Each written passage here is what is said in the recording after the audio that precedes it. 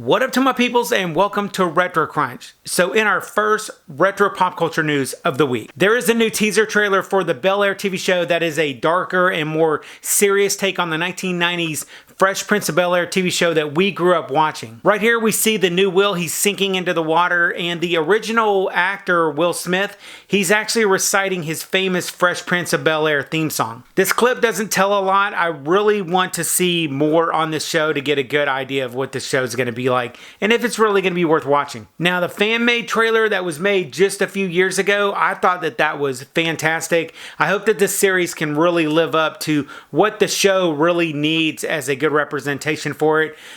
This one's going to be more serious, a more dramatic version, and if you're expecting something like the 90s version, you're going to be disappointed. I'll link to the new Bel-Air trailer in the description down below, but let me know what you guys think about this more serious reboot of the Fresh Prince of Bel-Air. Next, there's a trailer for Street Gang, How We Got to Sesame Street. So this is a documentary that details how Sesame Street was created. It's going to take us behind the scenes of just how it was made and the impact that this show had on all those generations and even today. The documentary is going to start streaming on December 13th on HBO Max.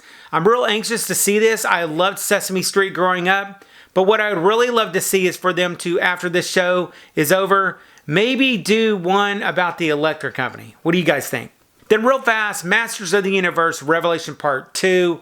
It's now streaming. I thought this thing was a dumpster fire. It did have some glimpses of greatness, but the underlying premise of having He-Man be a secondary character, it's continued in this, and I really don't see this second one being any better than part one, except for Orko.